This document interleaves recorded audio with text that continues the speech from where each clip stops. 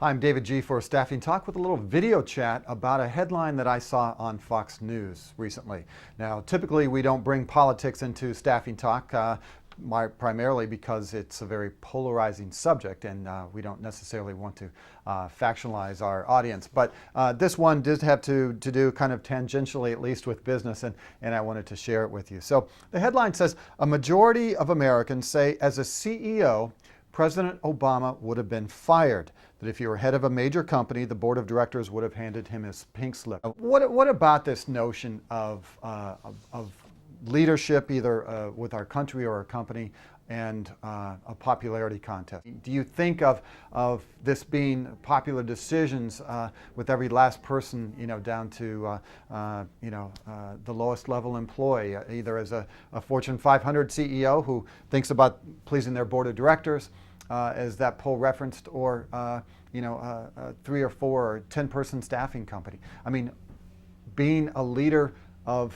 a company or an organization oftentimes is not a popularity contest, nor it should be. I went to see Moneyball this week, and it's a fascinating movie, not just about baseball, which it ostensibly was about, but also really about leadership and sticking to your guns. If you don't know the story, Billy Beane is the general manager, has been general manager for quite some time, a decade or so, of the Oakland Athletics. As this young, former, kind of washed up professional baseball player, he kind of refuted 150 years of accumulated baseball knowledge and said, I'm not going to look at batting averages. I'm not going to look at height and weight and those normal statistics. I'm really going to look at one thing. It's called sabermetrics, where he figures out these mathematical formulas for on-base percentages and then puts people in various positions around the field at relatively cheap prices. And he just dug his heels in and said, I'm going to stick with this.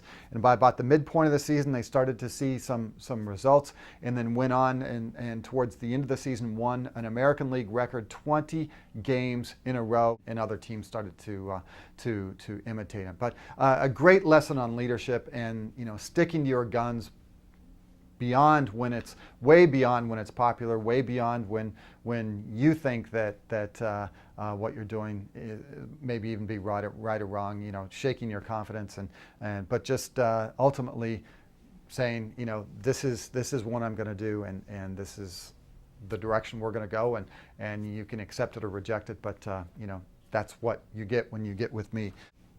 Do you aspire to be a popular leader? Should you be a popular leader, or do you simply make the best decision you can, armed with the best knowledge you have, and hope that the vast majority of your employees and your constituents and stakeholders agree with you? We'd love to hear from you. I'm David G. for Staffing Talk. Thanks for listening.